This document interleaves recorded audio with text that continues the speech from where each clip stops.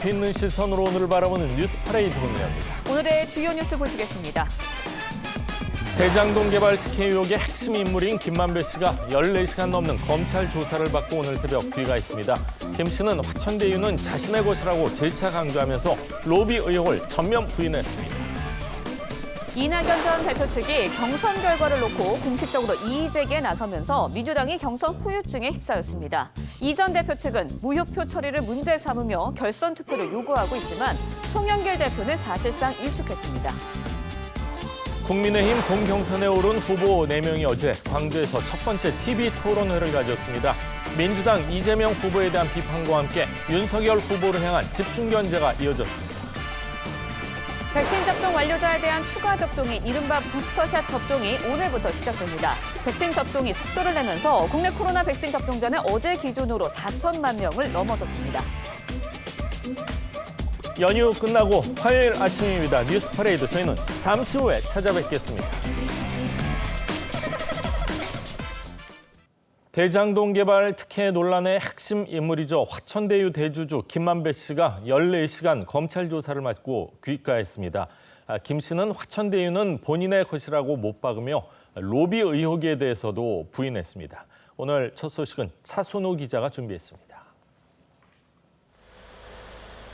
대장동 개발 특혜 의혹의 핵심 인물인 김만배 씨가 검찰청사를 빠져나옵니다. 취재진이 김만배 본인이 언급한 그분이 누군지 묻자 화천대유는 자신의 것이라 못 박습니다. 선화동 1호 절반은 그분 것 이런 말에 대해서는 그분이 누구예요? 그 천화동이 이루는 의심할 여지 없이 그 화천대유 소속이고 화천대유는 제 개인 법인입니다. 화천대유 자금이 이재명 경기지사의 변호비로 쓰였고 권순일 전 대법관에게 청탁을 했던 것 아니냐는 질문에는 유언비어라며 선을 그었습니다. 검찰은 이번 조사에서 김 씨가 성남도시개발공사와 성남시 의회 등을 상대로 금품 로비를 벌였는지 추궁했습니다. 그중에서도 김 씨가 유동규 전 성남도시개발공사 본부장에게 뇌물 5억 원을 건넨 혐의를 조사한 것으로 알려졌습니다. 검찰은 구속된 유 전 본부장을 소환해 김 씨의 조사 내용과 교차 확인할 예정이고 김 씨에게 제기된 의혹이 상당하다 보니 조만간 재소환해 조사할 예정입니다. 일각에선 검찰이 이미 구속된 유 전 본부장에게 김 씨에게 5억 원의 뇌물을 받은 혐의를 적용한 만큼 김 씨에게도 조만간 구속영장이 청구될 거란 전망도 나옵니다. TV조선 차순우입니다. 더불어민주당의 경선 후 폭풍이 심상치가 않습니다. 이낙연 후보 측이 경선 결과에 대해서 어제 공식적으로 이의 제기를 했고 기자회견에서는 부정선거 발언까지 나왔습니다. 이낙연 전 대표는 승복 선언을 미룬 채 외부의 모습을 드러내지 않고 있습니다. 지선호 기자입니다. 이낙연 후보 측 인사 20여 명이 기자회견을 위해 모였습니다. 이낙연 후보 측은 어제 공식적으로 더불어민주당 대선 경선 결과에 대해 이의를 제기했습니다. 소급해서 무효화할 수는 없습니다. 결선 투표가 반드시 진행되어야 합니다. 이재명 후보는 3차 선거인단 투표까지 모두 합산한 최종 결과 50.29%를 기록해 결선 투표 없이 당 대선 후보로 선출됐습니다. 하지만 이낙연 후보 측은 당 선관위가 사퇴한 정세균 전 총리와 김두관 의원의 표를 무효 처리하지 않았다면 실제 득표율은 49.32%로 떨어진다고 주장했습니다. 기자회견에서는 부정선거가 될 수 있다는 발언까지 나왔습니다. 의도했다면 이건 부정선거고 의도하지 않았다면 실수 착오인데 빨리 바로잡아야 됩니다. 이낙연 후보 측은 당 사무국에 이의 신청서도 제출했습니다. 하지만 경선 불복은 아니며 법적 대응을 현 단계에선 고려하지 않는다고 밝혔습니다. 경선 직후 정리되는 대로 말씀드리겠다고 밝힌 이낙연 전 대표는 서울 종로구 자택에 머물며 고심을 거듭하고 있는 것으로 알려졌습니다. TV조선 지선호입니다. 지금 보신 것처럼 20명이 넘는 현역 의원들의 반발에도 불구하고 송영길 민주당 대표는 선출 방식에 문제가 없었다며 번복 가능성을 일축했습니다. 무효표 처리된 정세균 전 총리와 김두관 의원 역시 원칙을 지켜야 한다면서 당 지도부에 힘을 실어줬습니다. 이채림 기자입니다. 송영길 대표는 이재명 후보가 당의 대선 후보로 확정됐다고 공식화하며 후보 선출은 이낙연 전 대표가 당대표로 선출되던 전당대회 때 통과된 당규에 따라 진행됐다고 결과 번복 가능성을 일축했습니다. 그러면서 민주당은 분열될 때 쿠데타가 일어났다며 당의 분열을 경계했습니다. 분열됐을 때 군사 쿠데타가 발생을 했습니다. 저희들은 원팀이 될 수밖에 없고 이것은 개개인을 넘어서 우리 민주당에 주어진 소명입니다. 이재명 후보는 이낙연 전 대표 측의 반발에 대해 묻자 국민과 당원들이 길을 제시해 줄 것이라며 말을 아꼈고 상식과 원칙 그리고 당헌 당규에 따라서 우리 당에서 잘 처리하실 것으로 믿습니다. 이 후보 캠프 총괄본부장인 박주민 의원은 2012년도 경선에서도 비슷한 논란이 있었지만 지금과 같은 방식으로 처리가 됐다면서 이 전 대표 측에 승복을 요구했습니다. 중도 사퇴로 무효표 논란의 당사자가 된 정세균 전 총리는 원칙을 지키는 일이 승리의 시작이라고 했고 김두관 의원도 원칙을 훼손하려는 세력은 당 역사에 큰 죄를 짓게 될 것이라며 이낙연 전 대표 측에 결과에 승복하라고 촉구했습니다. TV조선 이채리입니다. 본 경선에 오른 국민의힘 4명의 후보들이 어제 첫 TV 토론회를 가졌습니다. 이재명 후보에 대해선 한 목소리를 냈지만 윤석열 후보에 대해선 집중 견제가 이뤄졌는데요. 특히 윤 후보를 둘러싼 미신 논란과 처가 의혹 수사에 대한 공격이 이어졌습니다. 윤 후보는 비방성 논의에 유감스럽게 생각한다며 토론을 마쳤습니다. 홍현주 기자의 보도입니다. 홍준표 후보는 전술핵 재배치를 주장하며 나토식 핵공유에 난색을 표한 윤석열 후보를 집중적으로 비판했습니다. 러시아는 핵 통제가 가능해요. 미국에 통해서. 그러니까 아까 제가 근데 북한은 핵 통제가 안 되잖아요. 이겁니다. 그건 더 위험하죠. 이 NPT 체제를 운영을 하는데 이거를 협상 레버리지를 비핵화로 묶어두면서 통제를 할 것이냐 아니면 아예 국민들의 눈살만 찌푸리게 하는 의미 없는 공방이란 비판이 당내에서도 나왔지만 유승민 후보는 또다시 윤 후보의 역술인 멘토설을 집중적으로 제기했습니다. 정법이라는 사람이 이런 말을 해요. 내 손바닥이 빨간 이유가 손바닥에서 에너지가 나가기 때문이고 이걸로 암 걸린 환자가 피를 토하고 암을 낳았다. 말씀하시는 거는 제가 믿을 거라고 생각하시고 하는 얘기예요. 아니요. 윤 후보의 가족 수사에 대한 언급도 이어졌습니다. 윤석열 수사팀장이 적폐 수사하는 거는 다 잘한 거고 예? 지금 이 문재인 검찰이 수사하는 거는 계속 지금 정치적 수사라고 그러시는데 1년 6개월 동안 안 나왔지 않습니까? 오늘 두 사람의 논쟁은 결국 거친 설전으로 번졌습니다. 돈을 피해 다닌 사람인데 무슨 그런 말씀을 하십니까? 아니요. 지금 제가 질문하는 거하고 지금 답변하는 거는 아무 관계가 없는 이야기를 하세요. 결국 윤 후보는 비방성 논의가 오가 유감이라고 밝혔습니다. 이재명 저격수를 자처한 원희룡 후보는 이 후보의 호남 공약을 봤냐고 물어봤지만 대답한 후보는 없었습니다. 저는 못 봤습니다. 보기는 했는데 지금 기억은 하지를 못하겠습니다. 본선에 가서 보면 됩니다. 전부 다 이재명을 압도할 후보들이라 그러면서 그리고 호남에 오면서 이재명 공약도 안 읽고 오십니까? TV조선 홍현주입니다.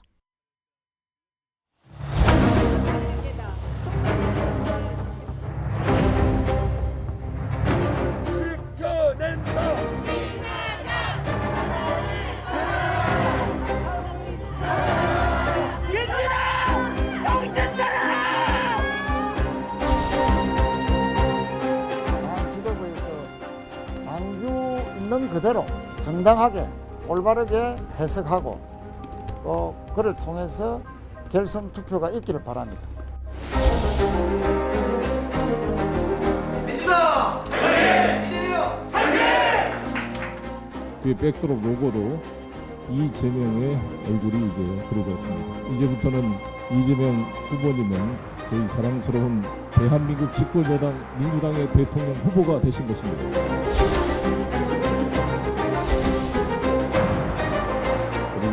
팀원이고 또 팀 자체가 승리할 수 있도록 제가 제1번 공격수 역할을 맡게 됐지만 골키퍼도 중요하고 윙도 중요하고 모두가 함께 흔쾌히 이 경기에 나설 수 있도록 최선을 다하겠습니다.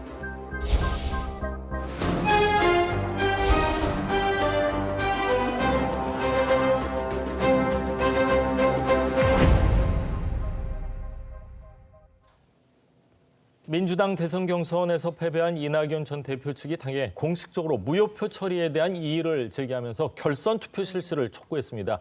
여당의 경선 후폭풍이 심상치 않아 보입니다. 네, 세 분과 함께 자세한 이야기 나눠보도록 하겠습니다. 홍성걸 국민대 교수, 최진 대통령 리더십 연구원장, 백성문 변호사 함께합니다. 네, 어서 오십시오. 안녕하세요. 자, 이낙연 캠프 어제 공식적으로요 당 선관위 이의 신청서를 제출했습니다. 사퇴한 정세균, 김두관 후보 무효표가 아니었다면은 사퇴 이전 2만 8천 표가 그러니까 유효표였다면은 득표율이 50%가 못 넘는다. 49.3%다. 그렇기 때문에 이제 결선 투표 실시해야 된다. 이런 주장인데 얼핏 들으면 또 일리는 있게 느껴집니다. 어떻게 보시는지요? 그런데요, 그 특별 당규라고 하는 거 그동안에 뭐 어제 오늘 사이에 여러 방송에서 워낙 그 자세하게 이 내용을 보도했는데 특별 당규의 59조 1항인가요? 거기 보면 그 문헌상 명백하게 무효 처리한다라고 돼 있어요. 그러니까 그래서 사실은 문헌상으로는 제가 보기에는 이 제기가 거의 불가능하지 않겠나 싶은데 다만 또 60조에 가서 60조 1항입니다. 네, 60조 1항에 그 이 유효 투표 수를 얘기를 한단 말이죠. 그러면 유효 투표라고 하는 것은 기존에 사퇴하기 전에 것은 유효 투표 아니냐 이런 지금 얘기잖아요. 공표된 개표 결과 단순 합산 저것만 또 받아들이면 공표가 됐으니까요. 그렇습니다. 그래서 지금 이 상황은 법적으로는 뭐 우리 저 백성문 변호사가 더 그 해석이 더 맞을 것 같고요. 저는 정치적 의미가 더 있는 것 같아요. 특히 지금 이낙연 후보 측에서의 저 행위는 그동안에 쭉 적용되어 왔던 것을 지금 문제를 제기하는 것이거든요. 근데 특히 이 서울 지역에서 지금 엄청난 차이로 지금 이겼단 말이에요. 3차 선거인단. 3차 선거인단에서. 그래서 이것이 갖는 의미가 단순히 내가 이만큼 이겼다는 것보다는 민주당 지지자들에게 대장동 의혹이 이게 심상치 않은 거다. 이것이 우리 일반 유권자들한테 주는 메시지가 바로 이거다라고 하는 것을 지금 계속 강조를 하고 있는 거죠. 그래서 이재명 후보 가지고는 안 된다라고 하는 주장을 하는 것이지 저 원칙에 뭐 이런 것은 그야말로 앞에 내세운 명분. 일 뿐이다 이렇게 생각이 듭니다. 네, 뭐 명분일 뿐이다 얘기해 주셨는데 일단 민주당에서는 송영길 대표, 이재명 후보가 민주당의 대통령 후보로 확정됐다라고 발표를 하면서 사실상 이 전 대표 측의 요구를 거부하는 듯한 모습이고요. 무효표의 당사자인 정세균, 김두관 후보까지도 원칙을 지켜야 한다라면서 이제 이재명 후보의 손을 들어주는 듯한 모습을 보이고 있습니다. 지금 일단 이낙연 후보가 보면 상당히 강하게 밀어붙이는 것 같아요. 경선 과정에서 사실 너무 점잖다, 뭐 젠틀맨이다 이런 비판까지 받았는데 지금 경선 무효를 주장하는 걸 보면 스트롱맨이다. 현역 의원만 해도 22명이 이번 무효라고 지금 선언에 동참하지 않았습니까? 그런데 이렇게 내부에서 경선에 대한 중요한 논란이 생기고 제일 중요한 게 당 대표의 입장입니다. 사실. 그러니까 송영길 대표가 어떤 입장을 취하냐 아주 중요한데 송영길 대표가 사실 오래전부터 이재명 지사하고 원팀이다 뭐 이런 내부적인 이야기들이 흘러 있었거든요. 두 사람이 가깝다. 그래서 과거에 이낙연 후보가 또 문제 제기도 하고 그랬는데 이랬던 어쨌든 송영길 대표가 확실하게 이재명은 우리 후보로 확정됐다라고 또 얘기를 하고 있단 말입니다.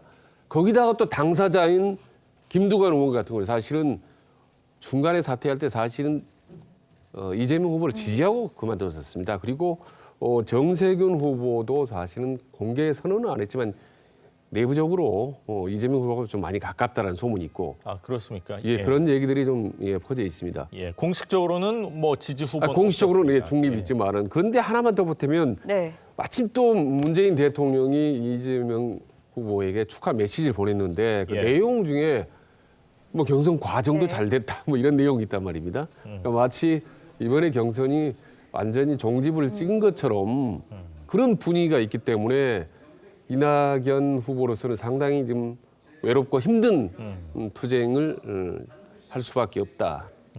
그렇군요. 예. 자, 더불어민주당 선출 규정을 좀 자세히 봐야 될 것 같습니다.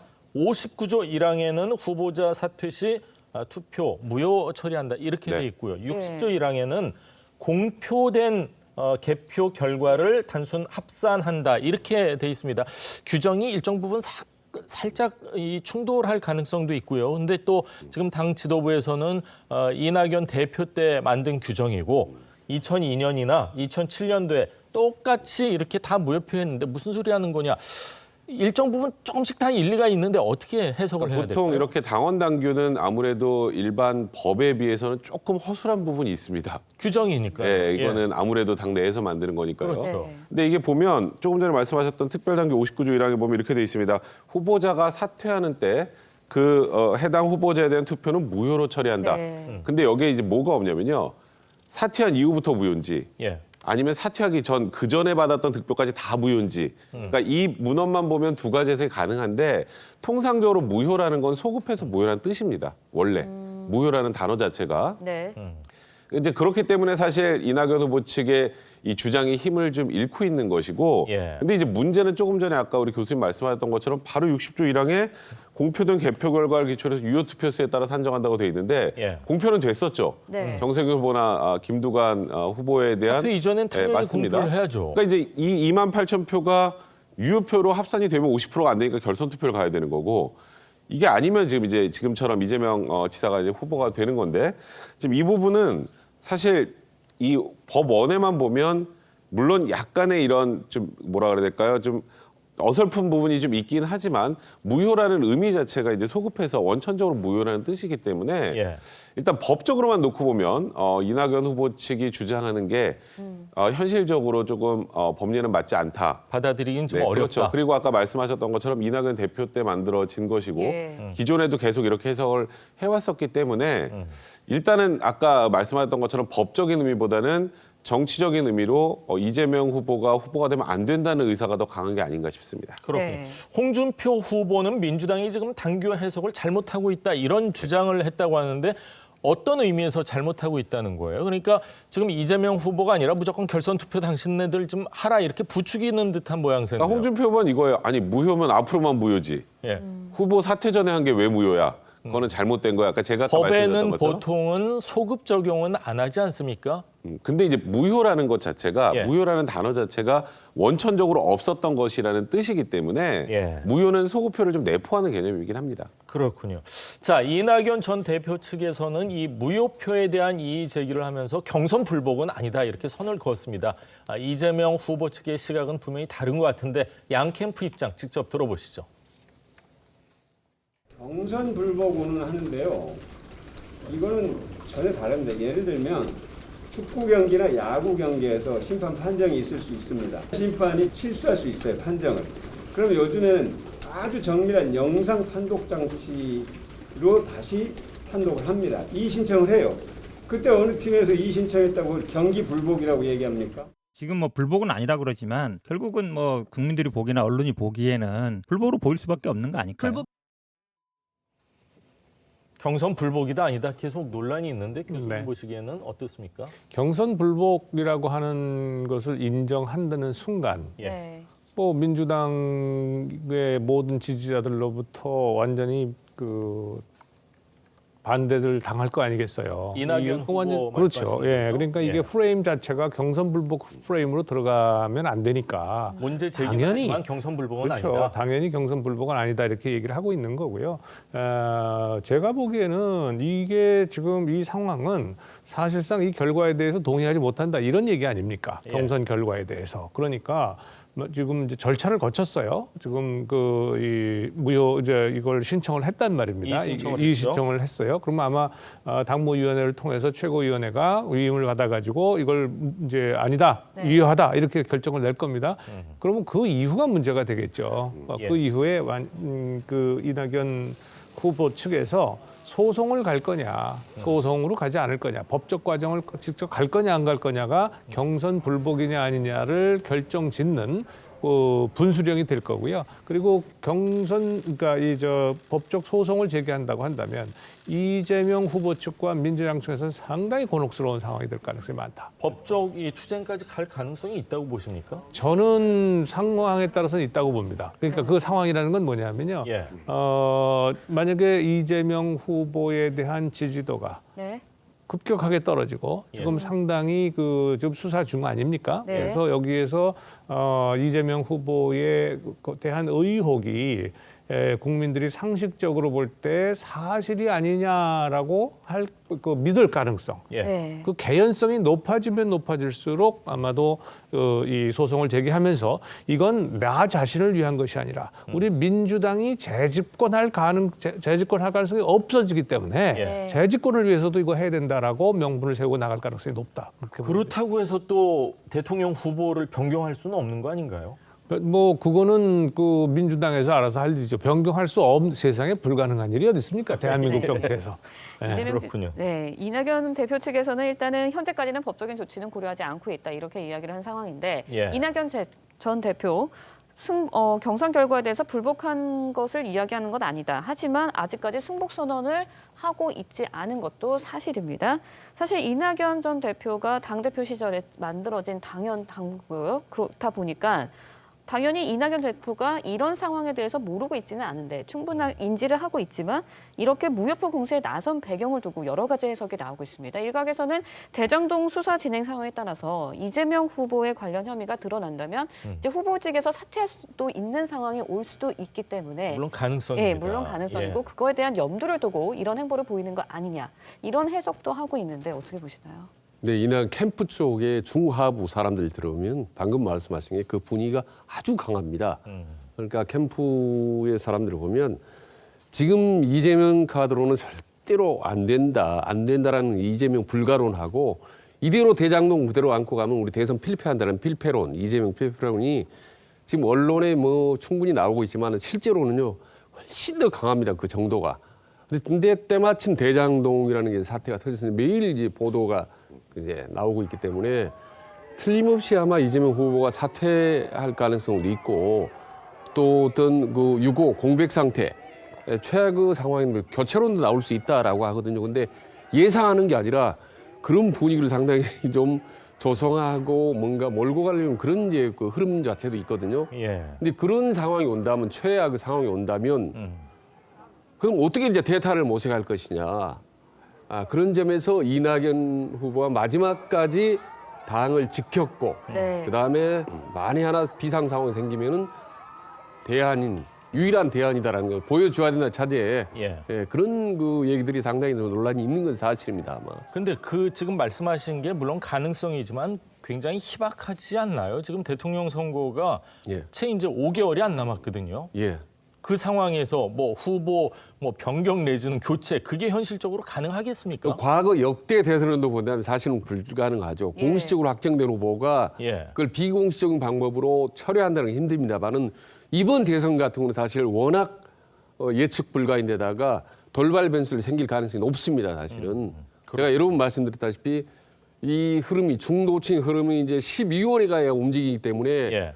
그 전에 벌써 10월, 11월 달에도 몇 가지의 아무튼 요동을 칠 가능성이 있기 때문에 그 한 치 앞을 내다볼 수 없는 이런 상황들을 지금 이낙연 후보도 그렇고 다른 후보들도 그렇게 어느 정도 예측하고 또 대비를 할 수밖에 없죠. 그렇군요. 어제 기자회견에는 민주당 현역 의원 22명이 이제 참석을 해가지고 같이 기자회견장에 섰던 걸로 지금 보도가 되고 있는데 8월 말 기준으로 이낙연 캠프에 합류한 현역 의원이 한 37명 되고 또 정세균 의원이 사퇴하면서 또 옮기신 몇몇도 있을 거라고 생각을 합니다. 그러니까 이낙연 후보 캠프에 있는 모든 의원들이 지금 캠프에서 하는 일을 동조하는 거는 아니다. 저는 이렇게 판단을 하고 있는데 만약 법적인 문제까지 제기를 한다면은 어떻게 결론이 나고 대통령 선거 전에 빠른 결정이 나올 수 있나요? 일단 소송을 제기하는 순간 민주당 원팀은 끝입니다. 그냥 말 그대로.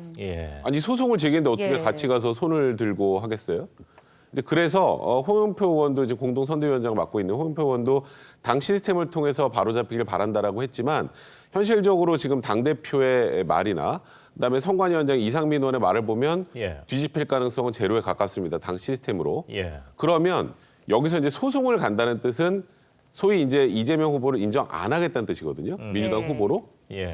그러면 이제 이재명 후보로 민주당 의원들이 전체적으로 대선 후보로 추대해서 지금 이렇게 선거를 치를 상황 자체가 안 되기 때문에 사실 소송을 한다는 건 굉장히 신중하게 검토를 할 거예요. 근데 일단 저는 개인적으로 이 생각은 좀 드는 게 이게 당 시스템에서 바로 잡힐 수 있을 거라고 생각하고 주장을 했을까요? 쉽지 않겠죠. 안 된다는 거 알고 있었을 거예요. 되겠죠. 그러니까 지금 이 소송적 카드를 쥐고 있는 건 아까 교수님도 좀 어느 정도 언급을 하셨지만 지금 이재명 후보에게는 굉장히 치명적인 내상을 가지고 있는 게 이 대장동 의혹이거든요. 물론 지금 이재명 후보와 대장동 의혹이 연관돼 있다는 증거는 하나도 나오지 않았습니다만 전혀 없습니다. 아직까지. 앞으로 어떻게 될지는 수사 과정에서 어떻게 될지는 지금 아무도 모르는 상황입니다. 그리고 그런 여론의 추이를 좀 지켜보다가 말 그대로 이재명 후보의 연루설이나 혹은 아니면 이재명 후보에 대해서 이 대장동으로 타격이 너무 클 경우에는 그 경우에는 이 여론의 추이를 지켜보고 소송을 제기할 가능성도 있다. 저는 개인적으로 이렇게 봅니다. 그렇군요. 네, 이렇게 경선 결과를 놓고 민주당 내에서 갈등이 계속 이어지면서 민주당 송영길 대표 원팀을 강조하면서 분열을 경계했습니다. 목소리 직접 듣고 이야기 이어가겠습니다. 이 당헌 당규는 이해찬 대표 시절에 만들어져서 이낙연 후보님을 당대표로 선출하던 전당대회 때 통과됐던 특별 당규에 의한 것입니다. 저희 더불어민주당은 분열됐을 때 군사 쿠데타가 발생을 했습니다. 저희들은 원팀이 될 수밖에 없고 이것은 개개인을 넘어서 우리 민주당에 주어진 소명입니다. 네, 소명이라는 말까지 했습니다. 송영길 대표 쿠데타까지 언급하면서 당내 분열에 대한 경고성 발언을 이어가고 있는데 경선 후폭풍 쉽게 가라앉지는 않을 것 같다는 생각도 드는데 어떻게 전망하세요? 네, 그렇습니다. 과거에 그 자유당이 이제 4.19 학생 혁명으로 무너지고 나서 민주당이 90%에 이르는 의석을 점령을 했었거든요. 지금보다 훨씬 더 높았죠. 그랬더니 심파구파 나눠져가지고서 이제 군사 쿠데타가 일어났다. 이제 그 얘기를 지금 여기다가 지금 하고 있는 것 같은데. 그 경우는 상당히 다르죠. 그 당시는 그것 때문에 이 당이 분열해서 쿠데타가 발생한 것이 아니고 사회 전체가 부패하고 썩었기 때문에 그 국민들이 전부 사실상 대부분의 국민들이 먹고 살기가 힘든 상황이 돼버렸단 말이에요. 그래서 이제 쿠데타가 일어난 것이고요. 지금 이 상황을 거기에다가 비유하는 송영길 대표의 의도는 뭘까? 결국은 대표로서 지금 이 상황을 빨리 조기에 수습을 해서 더 이상 목소리 나오지 않도록 이렇게 지금 경선 불복과 같은 목소리가 나오지 않도록 했으면 좋겠단 말이에요. 그러니까 지금 강한 메시지를 던지는 거예요. 그런데 아까 말씀드린 것처럼 우리가 늘 지금 계속 봅니다만 이 대장동 의혹의 사건이 어떻게 흘러가느냐가 사실은 이낙연 대표 측의 지금 대응의 아주 키예요. 관건입니다. 그래서 말씀드린 것처럼 핵심적인 의혹이 만약에 더 크게 불거져서 일반 국민들이 상식을 가지고 판단하건대 이재명 후보가 상당히 책임이 있고 관련이 돼 있다라고 보인다라고 하는 순간 그러면 지금 이재명 후보가 받고 있는 이런 지지가 하루아침에 무너질 가능성이 있거든요. 그러면 이낙연 후보 측에서는 당연히 명분이 생기는 거죠. 그럼 법적이건 뭐든 간에 지금 추진할 가능성이 있고 그때까지 이게 승복을 계속 뒤로 미룰 가능성이 많다. 그렇군요. 이렇게 당 분위기가 어수선한 가운데 이재명 후보, 대선 후보로서의 첫 번째 공식 일정을 시작을 했습니다. 저희가 영상으로 준비해봤습니다. 왕조 시대에도 왕은 백성을 두려워했습니다. 주권자의 의지를 잘 따라갈 수 있도록 앞으로도 낮은 자세로 최선을 다하겠습니다. 정말로 아무것도 가진 것 없는 국회의원 한 번 한 적 없는 이런 변방의 비주류라고 불리는 저에게 이런 큰 기회를 주신 점에 대해서 진심으로 감사드리고 함께 경쟁해 주신 이낙연 후보님 또 추미애 후보님, 박용진 후보님 진심으로 감사드리고 또 한편으로 참 애석하게 생각합니다. 어떤 점에서도 저 이재명보다는 훨씬 많은 좋은 경륜과 역량을 가지신 분들인데 제가 선택을 받게 돼서 자, 이재명 지사가 어제 했던 얘기를 저희가 쭉 모아봤는데 굉장히 몸을 낮추면서 이렇게 국민들을 잘 섬기겠다. 정말 몸을 낮추고 있습니다. 이렇게 몸을 낮추는 이유 가운데 하나가 아무래도 3차 선거인단 투표에서 줄곧 뭐 50% 중후반대를 유지하다가 28%로 뚝 떨어졌거든요. 그리고 이낙연 후보가 62%로 이렇게 껑충 뛰어올랐습니다.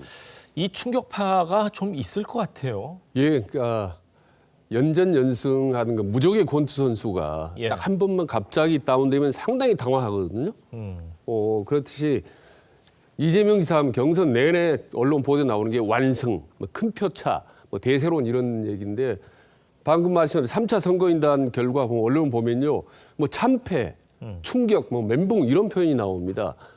그러니까 3% 차이로 지더라도 상당히 좀 나름대로 충격이 있을 텐데 34% 차이라는 거 완전히 큰 표차로 처음으로 이제 다운이 당한 거죠. 그것도 대한민국 수도 서울 뭐 수도권에서 그렇습니다. 이렇게 벌어진 거 아닙니까? 그게 이제 공교롭게도 이제 일반 당원 국민들에 대한 표를 한 건데 이게 말하자면 민심이란 말입니다. 그래서 단순히 대장동 사태로만 영향이라고 언론은 보도는 하고 있지만 실제로 이 정도로까지 이렇게 큰 표차로 우리가 질 수가 있나? 왜냐하면 당일날 비슷한 다른 표차는 전부 다 승리를 했지 않습니까? 다른 표에서는 투표에서는. 그렇기 때문에 이걸 놓고 상당히 지금 이재명 측에서는 고심을 하고 있는 모양입니다. 이게 국민의힘에서 저번에 한번 위장당원 얘기가 나왔는데 혹시 그럴 가능성은 전혀 없다고 보십니까? 저는 뭐 적다고 봅니다. 왜냐하면 34% 어마어마한 표차이기 때문에 그 가능성이 적다고 보는 건데 어쨌든 뭐 대장동의 어떤 폭탄이 이제 툭 터졌을 가능성이 높다고 보는데요. 어쨌든 이재명 지사 입장에서는 잘 말하면 이게 이제 약이 될 수 있죠. 좀 몸 좀 낮추고 하는 것이 지금 시점에서는 오히려 필요하다고 봅니다. 이재명 후보 일단은 민주당 대선 후보로서의 공식 행보를 이어가고 시작을 했습니다. 그러면서 이제 어제 당 지도부와도 상견례를 가졌었는데 송영길 대표가 이재명 후보의 경기지사직 조기 사퇴를 권유했습니다. 당에서 이제 명분을 제공한 만큼 국감전에 조기 사퇴 가능성이 거론되고 있습니다. 물론 이제 이재명 지사 측에서는 국감은 뭐 예정대로 임할 것이다 이 얘기를 하고 있지만 어쨌든 곤혹스러운 그런 상황을 피할 수 있지 않을까라는 생각도 드는데 어떻게 보세요? 이재명 지사가 고민이 굉장히 많을 거예요. 지금 말씀하셨던 것처럼 당 입장에서 일단 대선 후보가 선출이 됐고 지금 대선 후보의 최대 아킬레스건이 대장동 의혹인데 국감 나가면 어떻게 되겠습니까? 그 야당 의원들하고 이제 이 대장동 의혹에 관련해서 난타전을 벌일 가능성이 많단 말이죠. 거의 전쟁이겠죠. 전쟁이겠죠. 그래서 이제 그거를 피하는 게 좋지 않겠느냐가 어찌 보면 이제 당대표 입장인데 다음 주 월요일하고 수요일이거든요, 국감이. 그러면 이번 주에 이제 사퇴해야 된다는 건데 만약 사퇴한다면. 근데 이재명 후보 입장에서는 그간 지속해서 경기도지사직은 끝까지 최선을 다하겠다는 입장을 밝혀왔었고 그리고 이재명 지사 스타일상 여기서 뒤로 물러나서 갑자기 소위 말한 방탄 뒤로 빠져나가는 게 국민들은 어떻게 보일 것인가.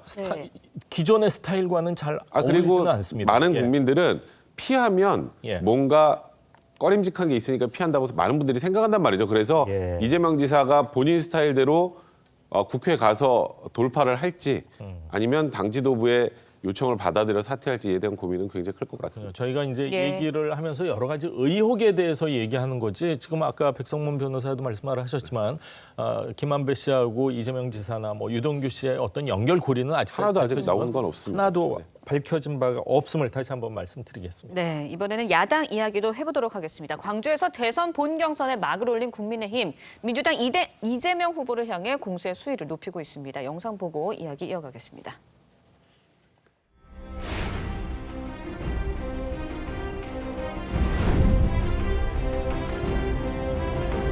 경찰 무자우종 희생 영령에 대하여 기록내 바로 조명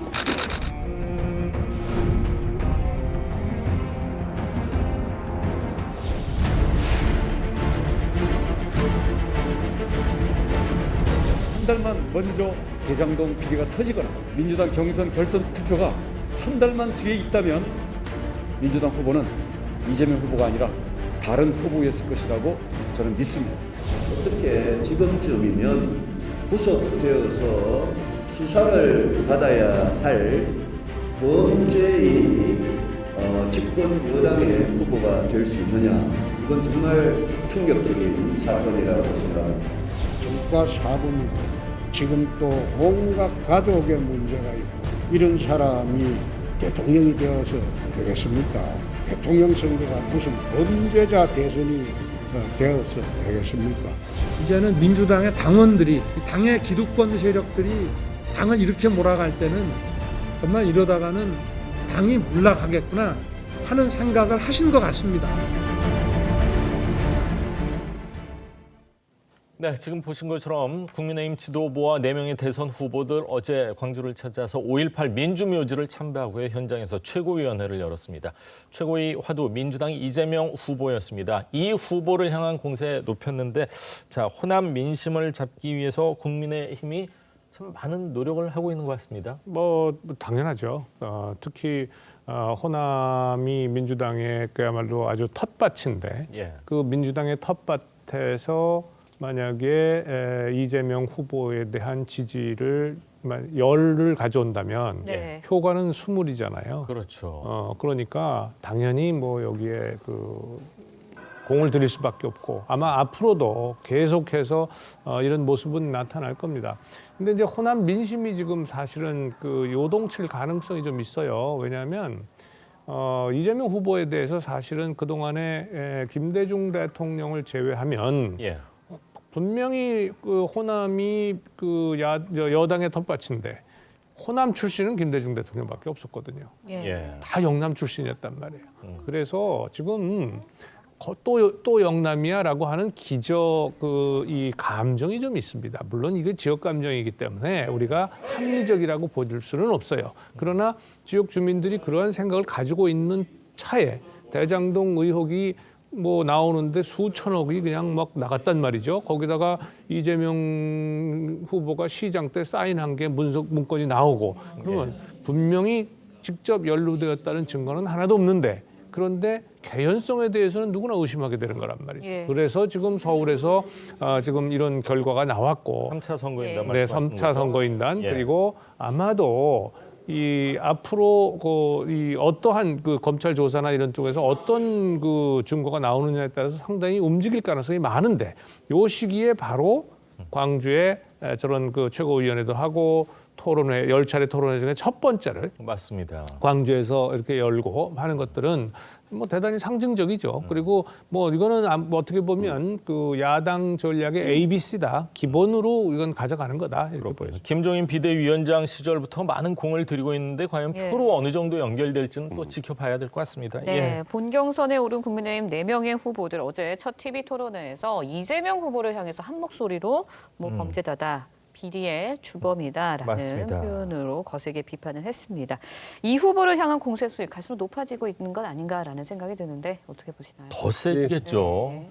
뭐 나쁜 남자 프레임 만들기, 나쁜 후보, 예. 우리 범죄자 프레임 이제 만들기도 일종의. 근데 여권 내부에서 조사하는데 뭐 야권인 국민의힘 예. 오죽하겠습니까? 서로 이제 후보들 간에도 선명성 경쟁인 거죠. 일테면 누가 더 먼저 혹은 더 강하게 이재명과 맞서 싸울 수 있는 강타자냐, 이 부분은 이제 표실 서로 이제 부각시키려고 노력하는 건데요, 경쟁하는 건데, 그 와중에서 이제 발언들이 좀 세게 나오지 않습니까? 뭐 원희룡 후보 같은 뭐 때도둑의 수괴라, 뭐 민주당 몰락할 것이다. 옛날 같으면 아마 막말이라고 난리가 났을 텐데요. 예. 지금 뭐 아무렇지 않게 그냥 넘어갑니다. 앞으로 점점 더 센 말들, 더 강한 말들이, 맞습니다. 험한 말들이 더 아마 터져 나올 것 같습니다. 여야 간에.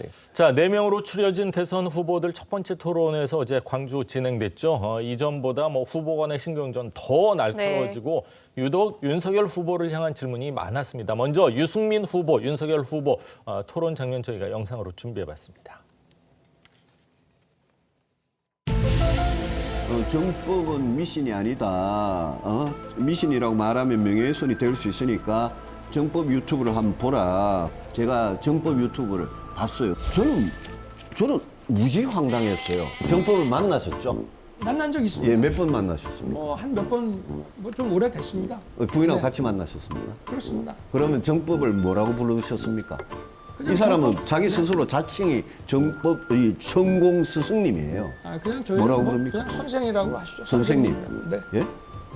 근데 이거 좀 제가 아까 불러드린 게 좀 황당하지 않습니까? 아니, 전 모르겠어요. 그런 검찰총장을 그만두실 때도 이 사람이 조언을 했습니까? 아닙니다. 검찰총장 관두라고 한 사람은 수백 명이고. 그리고 박근혜 정부 국정농단 사건 수사할 때 네. 이걸 세게 수사할 거냐 말 거냐 이것도 이 사람이 조언을 했습니까? 박근혜 대통령은 저희가 예. 조사 전혀 자체를 아닙니까? 하지를 못했고. 그래, 이런 황당한 사람이 이런 헛소리를 하면 그러면 명예훼손으로 고발해야 되는 거 아닙니까? 그걸 재미로도 볼 수 있는 거지. 그게 제 의사결정. 아니 직접 만나셨으니까 하는 말이죠. 아니 만날 수도 있는 거 아닙니까? 자, 무속과 관련된 논쟁도 있었고요. 그제는 순복음교회 가서 다녀왔고, 그리고 대학생 때는 성당에서 세례를 받았다, 이런 또 보도들이 나오고 있습니다. 정치를 하려면은 사실 다 다녀야 되는 거는 맞거든요. 근데 어제 토론에 이제 저런 장면들이 국민들이 어떻게 봤을까, 조금 어떻게 보셨어요? 저는 1위 혹은 1위가 유력한 후보에 대해서 공세를 가하는 건 너무나 당연하다고 생각을 하는데, 그러니까 저 사안만 놓고 보면 저는 유승민 후보에게 좀 아쉬운 부분이 좀 있는 것 같아요. 그러니까 유승민 후보의 강점 중에 하나가 토론을 잘하고 또 경제에 굉장히 정통한 분인데, 사실 저건 이미지거든요. 그때 왕자로부터 시작된 무속, 미신의 이미지예요. 이제 그걸 지금 토론 과정에서 계속 윤석열 후보에게 이런 사람이다, 미신이나 무속, 하다못해 박근혜 대통령 수사할 때도 저 사람 찾아갔으냐 이런 얘기를 하시는 건 물론 1위 후보에 대한 견제라는 측면에서 제가 심정을 모르는 바는 아닙니다만, 그러니까 다른 방식으로, 그러니까 유승민 후보가 더 강한 부분을 기초로 해서 공격을 하시는 게 좋을 것 같고, 저번에 한번 해프닝으로 끝날 수 있었던 일이 이제 저 천공이라는 사람 때문에 계속 이어지는 건 사실 유권자들 입장에서 썩 유쾌한 상황은 아닌 것 같습니다. 네, 그런가 하면 이제 원희룡 후보 가난에 대한 철학이 중요하다라면서 윤석열 후보에게 질문을 던졌습니다. 그 장면 영상으로 직접 보시죠. 한 나라의 대통령이 되려면 가난에 대한 철학이 저는 중요하다고 생각합니다. 혹시 평생 살면서 스스로 가난해 본 경험이 있으세요? 저야 아버지가 교직에 계셨기 때문에 그렇다고 그렇게 잘 살지는 못했습니다. 그 국민학교 졸업 사진에 나올 때도 스스로 가난해 본 경험이 있으세요, 없으세요? 아니, 스스로야 그렇게 이재명 지사처럼 그렇게 하진 않았지만, 저희가 잘할 때는 나라가 어려웠기 때문에 시간이 제한돼서 학교고 좋습니다. 뭐고 도처에 가난한 저는 어릴 때 유복하게 진짜 가난한 사람하고 혹시 생계나 생활을 같이 해본 경험은 있으십니까?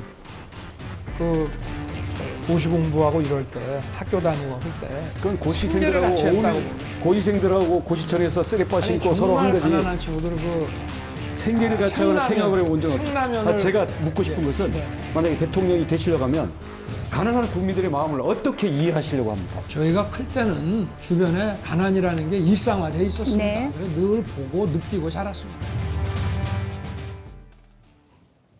네, 원희룡 후보, 윤석열 후보에게 약점이 될 수 있는 부분을 지적하며 공세를 이어갔습니다.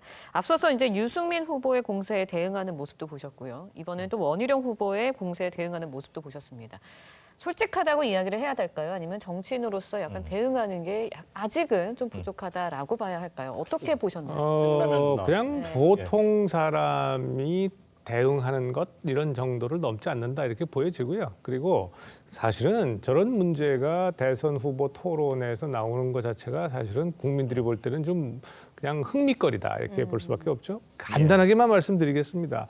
원희룡 후보가 지금 제시하는 것, 유승민 후보도 마찬가지예요. 1번 말이니까 때리는 거죠, 당연히.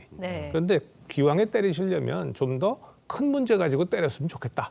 자, 왕자 새기고 하는 거예요? 사람들 이사 갈 때 날짜 받고 결혼 날짜 받고 또 어느 방향으로 가면 새해 되면 다 토정 비결 보잖아요.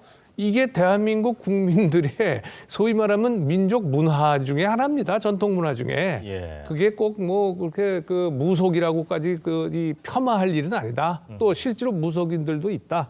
또 가난 경험 얘기하는데 아니 가난 경험하지 못했으면 대통령 못 됩니까? 가난한 사람만 대통령이 될 수 있습니까? 이건 아니거든요. 그러니까 그거는 그런 그 시기가 있었고 1960년대 우리 딱 그 저 초등학교 제가 들어가니까 말이에요. 그 저 분유하고 옥수수빵하고 줍디다. 예. 전부 다 가난했어요. 다 얻어먹고 살았습니다. 그런 시기에 그 학교 선생을 했다는 거 아니에요? 그러면 우리가 다 미루어 짐작할 수 있는 거 아닙니까? 예. 자, 어제 토론에서 이재명 후보 이름은 뭐 자주 거론이 됐습니다. 그리고 호남 공약을 놓고 후보 간 공방도 벌어졌는데 영상으로 준비했습니다. 그래서 유승민 후보님께 묻겠습니다. 이 호남권에 대한 이재명 지사의 공약 혹시 보셨나요? 저는 못 봤습니다.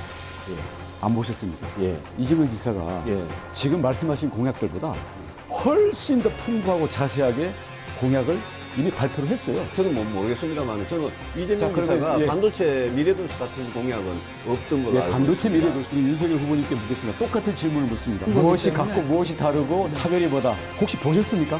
아니 제가 뭐 보기는 했는데 좀 기억은 하지 못하겠습니다. 보기는 했는데 기억이 안 난다. 네네. 지금 말씀하신 뭐 그런 것도 있는 것 같고요.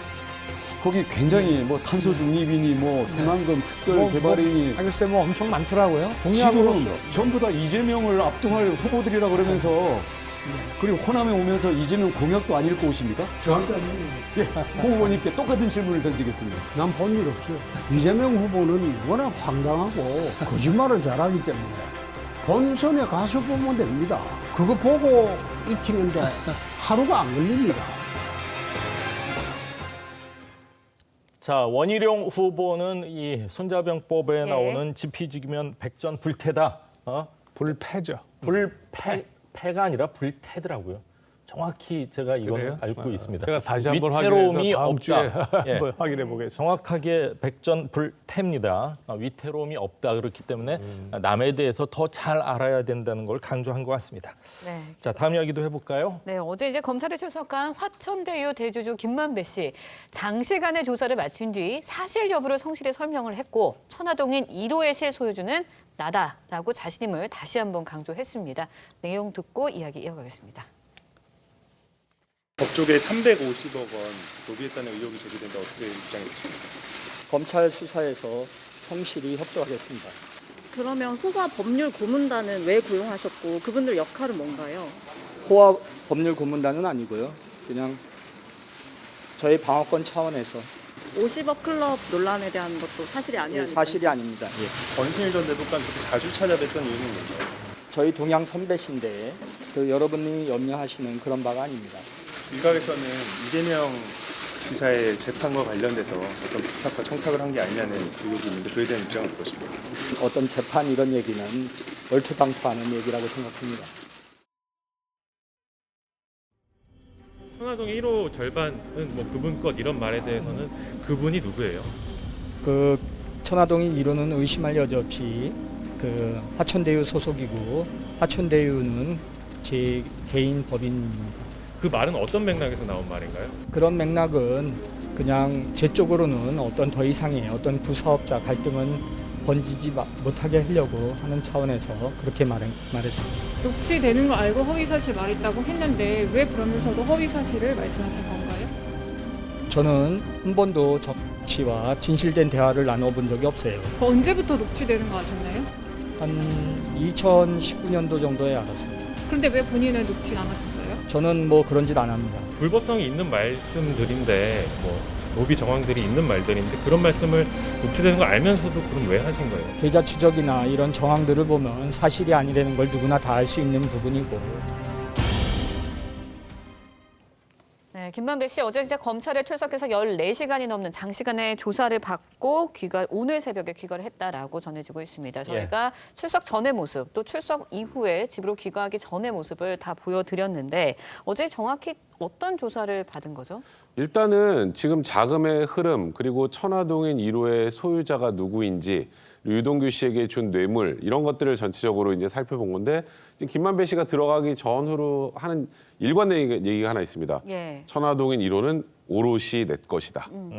그게 무너지는 순간 모든 게 무너집니다. 김만배 씨는. 예. 그게 무너지면 본인이 그동안 했던 모든 게 뇌물이 되거나 그럼 이 차명으로 있는 사람이 누구 예. 것인지 이런 모든 것들을 밝혀야 되기 때문에 저렇게 얘기하는데 그럼 벌어들인 거를 다 환수 조치 당할 가능성도 농후해지는 건가요? 그렇게 될 수 있죠. 예. 그리고 지금 김만배 씨가 마지막에 그 얘기하잖아요.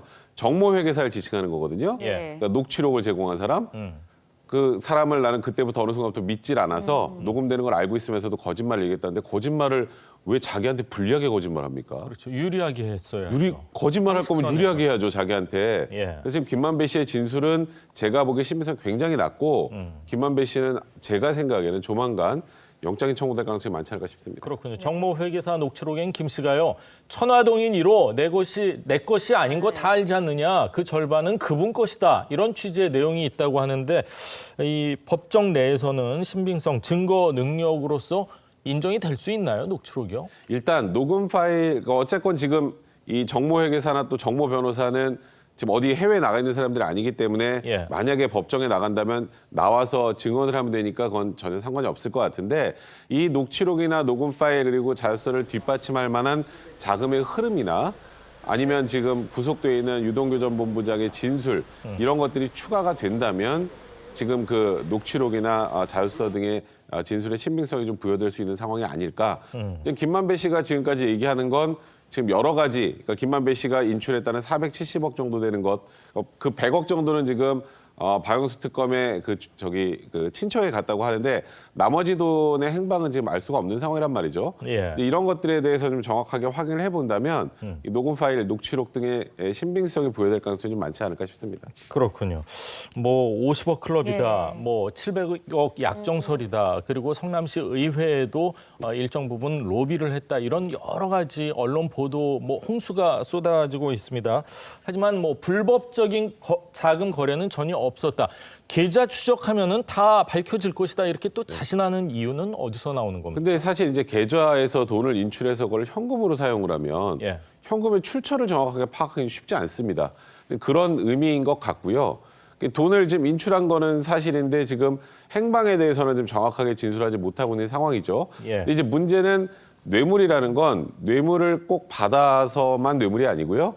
뇌물을 줄 것, 받을 것을 약속만 해도 뇌물입니다. 그래서 그런 부분들에 대한 관련자들 진술 파악하는 것.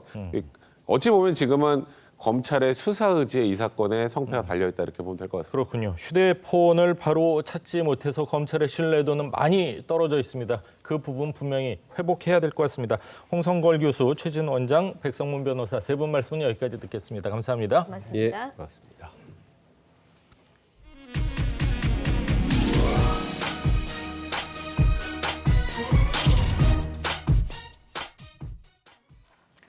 네, 방금 들어온 소식 전해드립니다. 북한 김정은 국무위원장이 우리의 주적은 전쟁 그 자체이지 남조선이나 미국, 특정한 그 어느 국가 세력이 아니라고 말했다고 조선중앙통신이 보도했습니다. 조선중앙통신은 김 위원장이 어제 열린 국방발전 전람회 기념연설에서 이같이 말하면서 분명코 우리는 남조선을 겨냥해 국방력을 강화하는 것이 아니다며 이 땅에서 동족끼리 무장을 사용하는 끔찍한 역사는 다시는 되풀이되지 말아야 한다고 말했다고 전했습니다. 김 위원장은 우리 후대들을 위해서라도 우리는 강해야 한다. 우선 강해지고 봐야 한다고 말하며 미국에 대해서는 최근 들어 우리 국가에 적대적이지 않다는 신호를 빈번히 발신하고 있지만 적대적이지 않다고 믿을 수 있는 행동적 근거는 하나도 없다고 언급했습니다.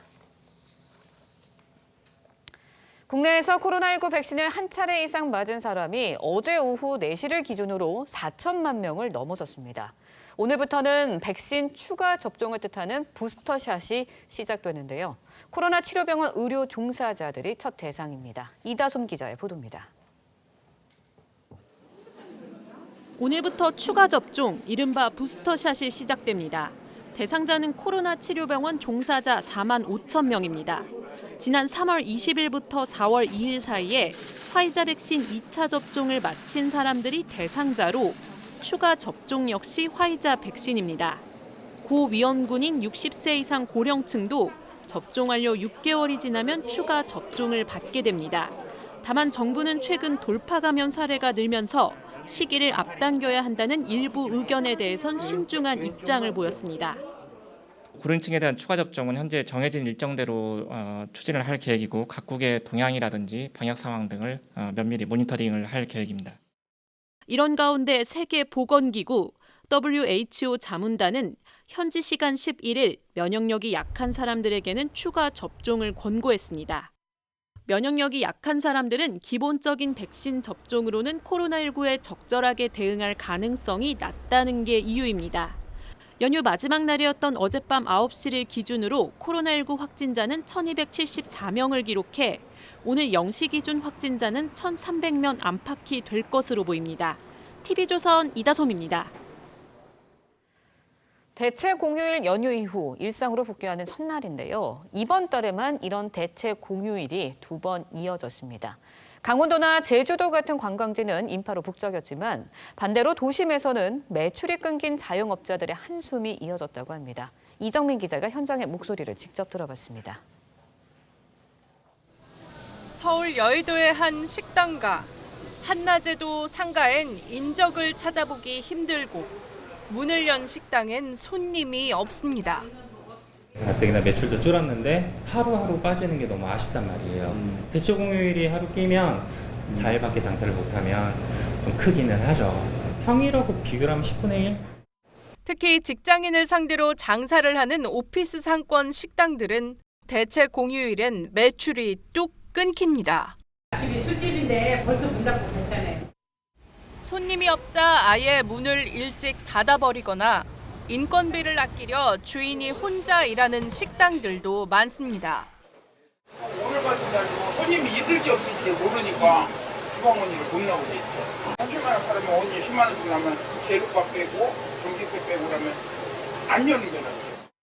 공휴일에 문을 닫는 자영업자들은 강화된 거리두기로 손님이 없거나 휴일 인건비 등이 부담스러워 영업을 안 하는 편이 낫다고 답했습니다. 코로나로 하루하루 버티기도 버거운 자영업자들. 대체 공휴일로 지방 관광지 등으로 사람들이 대거 빠져나가면서 발길이 끊긴 도심 속 휴일은 이들에겐 힘겹고 잔인한 하루였습니다. TV조선 이정민입니다.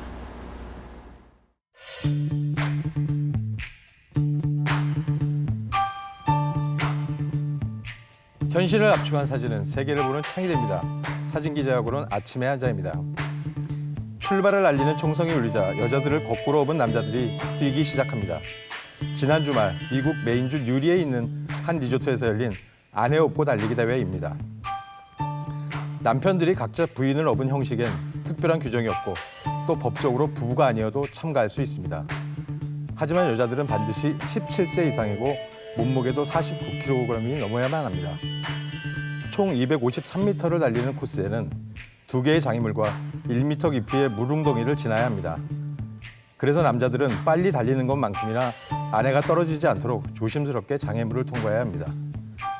가장 먼저 들어온 우승 커플에겐 아내 몸무게만큼의 맥주가 제공됩니다. 이 대회의 유래는 처음에 핀란드에서 시작되었는데 과거 바이킹들이 이웃마을을 약탈했을 때 부인을 업고 도망가는 것에서 유래되었다고 합니다. 하지만 오늘날 경주에 참가하는 부부들은 훈련을 하면서 일심동체가 되어 부부나 커플들이 함께 운동도 하고 땀을 흘리면서 사랑을 하게 한다고 합니다. 아침의 한장이었습니다. 겉옷 하나씩 꼭 챙겨 나오셔야겠습니다. 오늘도 전국 흐린 가운데 낮에도 기온이 크게 오르지 못하면서 쌀쌀하겠는데요. 남부지방을 중심으로는 오락가락 비가 이어지겠습니다. 내일 오전까지 제주에는 최고 60mm, 영남 지역에는 5에서 30mm, 강원 남부, 충청과 호남, 울릉도 독도에는 5에서 10mm 정도가 예상됩니다. 기온 보겠습니다. 오늘 낮 최고 기온 서울 20도, 청주 18도, 대구와 울산이 19도에 머물겠습니다. 대부분의 해상에 풍랑특보가 내려지면서 강한 바람과 함께 물결이 높게 일겠습니다. 해안가 안전사고 발생하지 않도록 조심하셔야겠습니다. 내일부터는 낮 기온이 다시 오르면서 일교차가 10도 이상 크게 벌어지겠고요. 토요일에 전국에 비가 내린 뒤 일요일부터는 아침 기온이 한 자릿수로 뚝 떨어지겠습니다. 당분간 건강관리에 각별히 신경 쓰시기 바랍니다. 날씨였습니다. 화요일 아침 뉴스 퍼레이드는 여기서 인사드립니다. 네, 저희는 내일 아침 7시 30분에 다시 찾아뵙겠습니다. 시청해주신 여러분 고맙습니다.